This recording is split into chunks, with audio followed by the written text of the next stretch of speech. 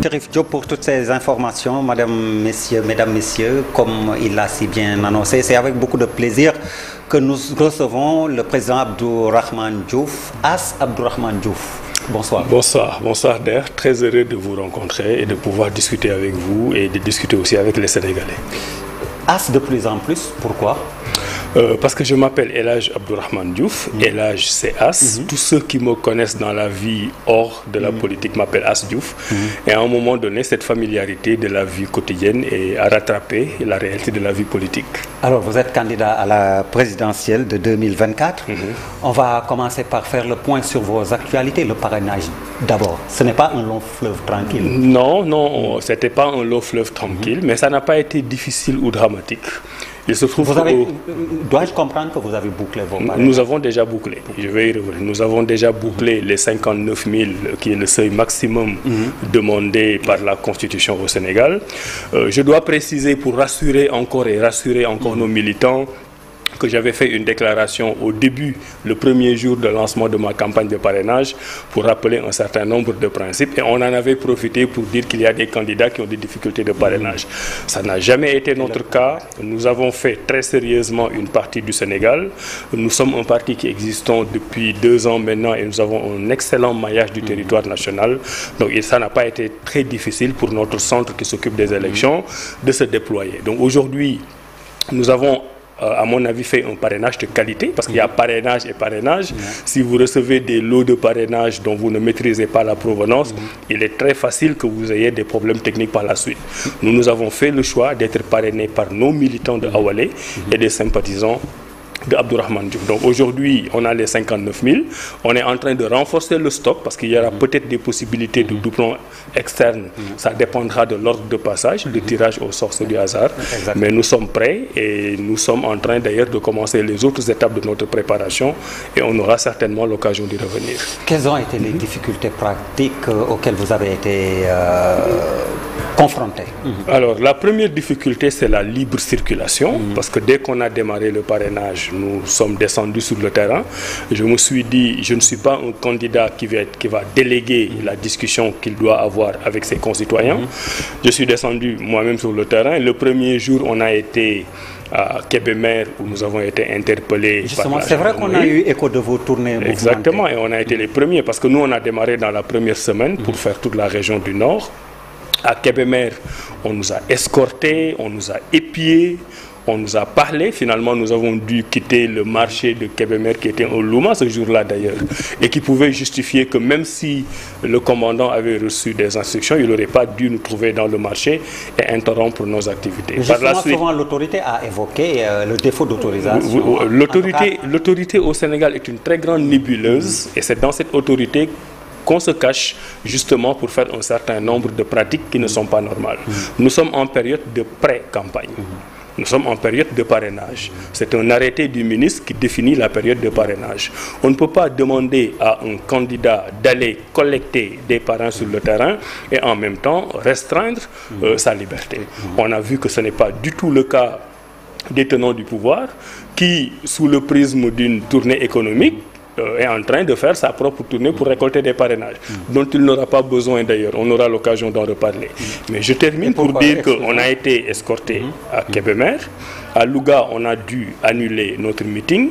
À Saint-Louis, on a dû annuler notre meeting. Et à Thilogne, on a dû annuler notre meeting. Donc nous avons été un candidat un peu éclopé par le fait de l'autorité, mais cela ne nous a pas empêché de discuter avec nos concitoyens un peu partout.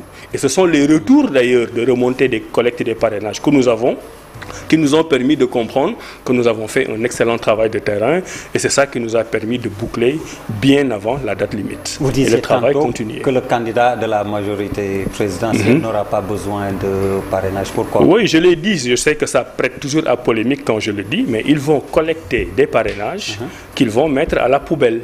Et moi, quand j'alerte sur ce point, ce n'est pas lié au fait... Pour faire passer le parrainage optionnel. Parce qu'ils vont faire le parrainage optionnel. Ils vont prendre le parrainage des députés.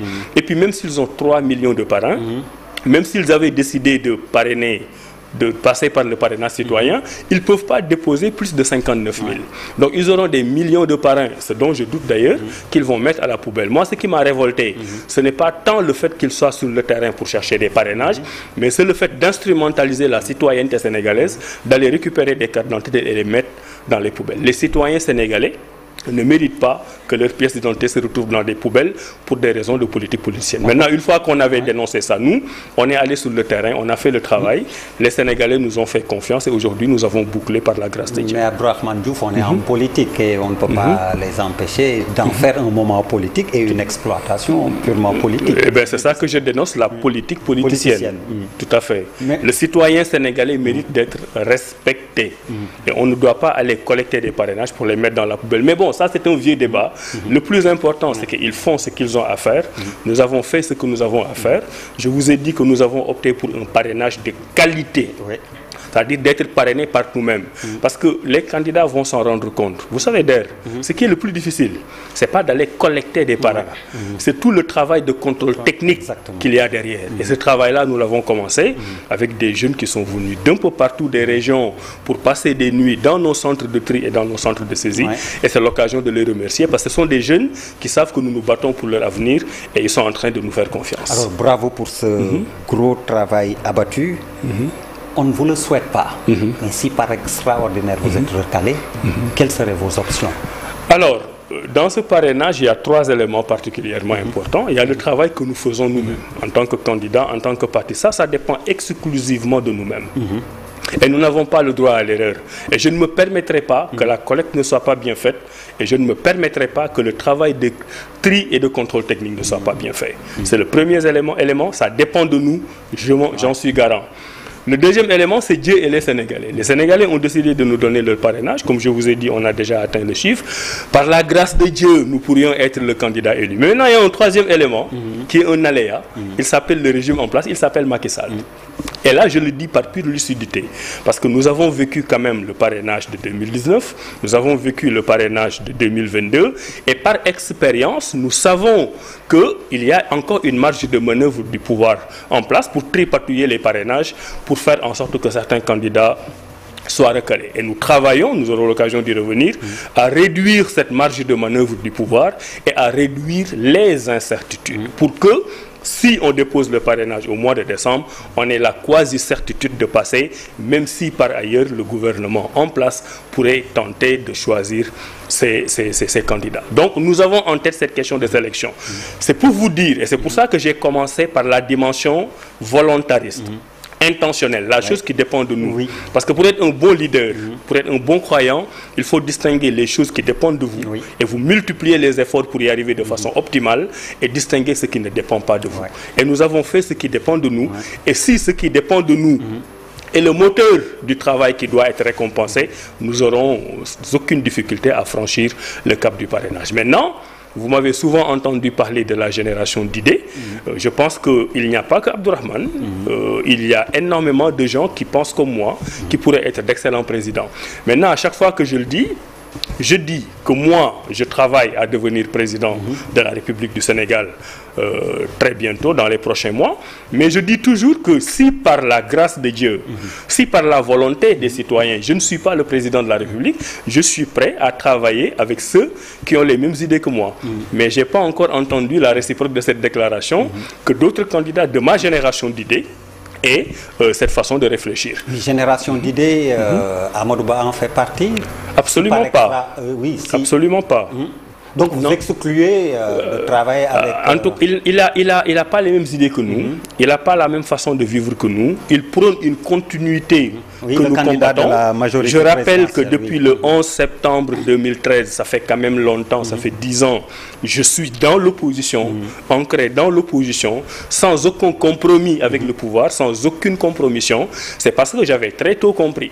Après avoir accompagné Macky Sall pour son élection de 2012, j'avais très bien compris que le chemin qu'il était en train de prendre n'était pas le bon chemin pour le Sénégal et j'avais décidé d'aller dans l'opposition. Et depuis lors, j'y suis. Donc je ne peux pas, à ce stade, comprendre qu'il ait un candidat dont on dit qu'il est amorphe, je mets les guillemets, et qui va nous proposer la continuité. Qu'est-ce que ce sera la continuité? L'immigration clandestine, nos enfants qui vont aller se tuer dans l'océan. Qu'est-ce que ça va être la continuité? Le prix de l'électricité qui continue à grimper. Qu'est-ce que ça va être la continuité? Les jeunes, des milliers de jeunes Sénégalais qui n'ont pas d'emploi. Qu'est-ce que ça va être la continuité? Tous ces errements que nous vivons, qui font qu'au bout de 12 ans, le président Macky Sall n'a pas réussi à nous mettre sur orbite. Je n'ai aucune intention d'aller avec un candidat pareil pour continuer cette continuité. Maintenant, ce sont les Sénégalais qui décident et j'espère que le prochain président sortira de la génération d'idées à laquelle je fais référence très souvent. Et là, nous sommes de plein pied dans le processus électoral avec une nouvelle polémique concernant la nouvelle Sénat. Tout à fait. Alors, c'est une polémique vieille, une anomalie, un non-respect de la loi qui vient d'être entériné par une autre anomalie et un non-respect de la loi. On nous reproche à nous, opposition, d'avoir toujours dit que ce Sénat-là n'était pas légal parce que la plupart des membres qui étaient devaient partir à la retraite. Et on nous oppose cet argument de dire que le président de la République a mal fait en la dissolvant et en nommant d'autres personnes. Donc, la subtilité du président Macky Sall, c'est de régler une incongruité, c'est de régler une illégalité par une autre illégalité. Mais ça n'en fait pas moins une illégalité. Donc ce que nous avons pour la dissolution, pas dans le contexte, pas dans le timing, parce que c'est une dissolution qui ne vise quand même voilà, mais c'est une dissolution. Regardez le timing, c'est une dissolution qui ne vise pas à rétablir la légalité. C'est une dissolution qui ne vise pas à rendre transparent le processus. C'est une dissolution de sanction. Parce qu'à partir du moment où ceux qui étaient à la Sénat lui obéissaient au doigt et à l'œil, il a préféré garder cette illégalité contre nos lois et règlements. Mais à partir du moment où ils l'ont défié, je mets des guillemets, en disant le droit, il a préféré, comme un bulldozer, les mettre d'or. Donc, sa décision de dissoudre, sa volonté de dissoudre ne procède pas d'une volonté de rendre le processus transparent, mais ça procède d'une volonté d'avoir des gens à sa merci qui pourraient éventuellement lui donner un certain nombre de privilèges à lui et à son candidat pour la prochaine élection présidentielle. Vous êtes d'ailleurs membre du FIT, une nouvelle plateforme de l'opposition. Tout à fait. Et d'ailleurs, votre premier front, c'est un dépôt d'un recours pour l'annulation du décret présidentiel nommant la Sénat devant la Cour suprême. Tout à fait. Je suis membre de FIT. Du FIT, c'est le Front pour l'inclusivité et la transparence des élections. Comme son nom l'indique, ce n'est pas une coalition électorale. Parce que nous avons chacun notre coalition. Moi, je vais à l'élection présidentielle avec la coalition Abdourahmane 2024. Comme chacun ira avec sa propre coalition. Donc, le dénominateur commun, c'est l'inclusivité et la transparence pour les élections à venir. Je vous ai dit tous les pièges qu'il y a dans le processus électoral et le FIT aujourd'hui va travailler à réduire encore une fois les incertitudes et à réduire les marges de manœuvre du régime en place. Et là, il y a beaucoup d'éléments, mais on peut en prendre deux. Trois même. Le premier, c'est que, comme on dit par rapport à la Sénat, nous avons tous vu qu'on a mis en place des hommes et des femmes, des hommes plutôt, qui ne répondent pas aux critères. Parce que ce sont des gens qui ont appartenu au régime en place, qu'on est en train de prendre comme arbitre alors que le jeu a déjà démarré et qui présentent un certain nombre de présomptions de partialité. Donc on ne change pas les règles du jeu en cours du jeu et on ne prend pas des gens, des hommes partiaux pour les mettre comme arbitres. Donc nous sommes en train de les récuser à travers un recours en annulation que nos avocats sont en train de préparer. Donc le décret du président de la République va être attaqué légalement, juridiquement, pour que ce décret soit annulé. Maintenant, ceux qui sont choisis pour aller à la Sénat, ils auraient pu nous faciliter la chose. Parce qu'à chaque fois qu'on s'est trouvé dans des situations pareilles, à chaque fois qu'il y a eu des suspicions légitimes par rapport aux arbitres, les arbitres ont préféré ne pas entacher leur honorabilité et ont démissionné. Donc moi, si j'avais été ces personnes-là, honorables par ailleurs, de par leur parcours et de par leurs compétences, si j'avais été à leur place et qu'il y ait cette forte suspicion de l'opposition et de l'électorat de façon générale par rapport à leur partialité ou leur impartialité, je n'allais pas attendre de servir un pouvoir qui est en train de finir et entacher mon honorabilité. Ces personnes-là, à mon avis, auraient dû démissionner pour faciliter la tâche au président Macky Sall et à l'opposition. Maintenant, Comme je vous ai dit, nous allons faire le recours en annulation devant la Cour suprême. Mais il y a d'autres dossiers aussi particulièrement importants. On va vers une sélection, pas par une élection. Donc la question du parrainage, et encore une fois, on n'en parle pas parce qu'on en a peur, on en parle par principe pour le respect du principe d'une élection démocratique au Sénégal. Et au niveau du parrainage, il y a deux écueils importants qui ne sont pas réglés. Le premier écueil, c'est la mise à disposition de l'opposition du fichier électoral. Je ne vois pas pourquoi l'opposition doit quémander le fichier. On a une ancienne constitution, un ancien code électoral qui a toujours pensé qu'on doit remettre le fichier électoral au candidat à partir du moment où le Conseil constitutionnel a donné la liste définitive.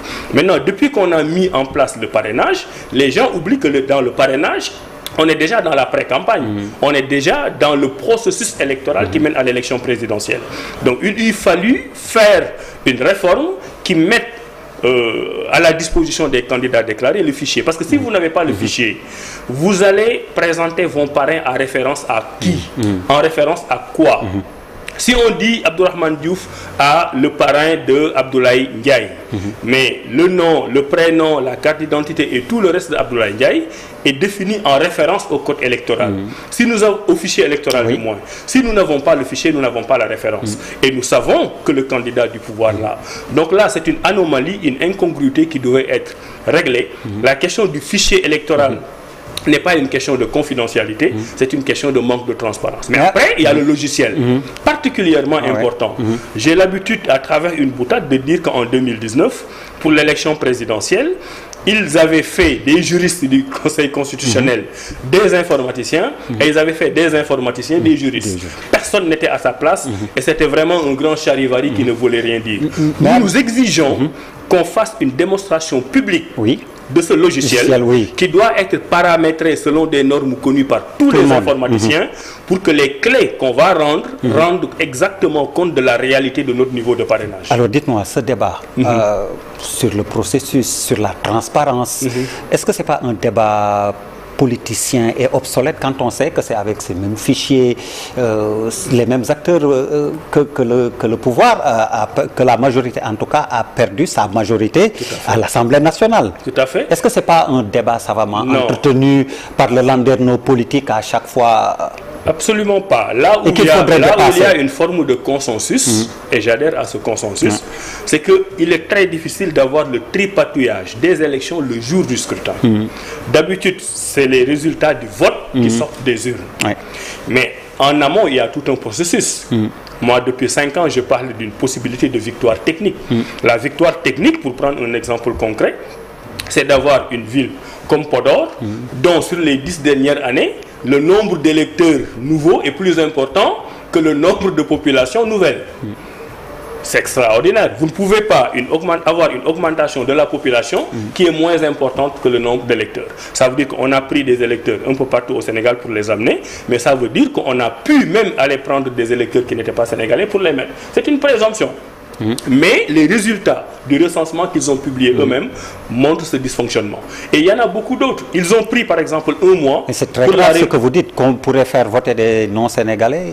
Mais c'est une possibilité. Il faut qu'eux, ils nous expliquent, je les interpelle, pourquoi l'augmentation de la population brute de Podor est moins importante que l'augmentation de la population électorale. Donc là aussi, on pourrait être dans le cas de transfert d'électeurs. Tout à fait. C'est une hypothèse de travail que je mets sur la table et je les interpelle officiellement. Mais si le transfert des électeurs, de toute façon, ce sont leurs propres électeurs, donc ils déplacent d'un point à un autre, alors qu'on est dans une présidentielle et c'est pour ça que j'ai une élection nationale. Je donne l'hypothèse d'un transfert d'électeurs hors du territoire national.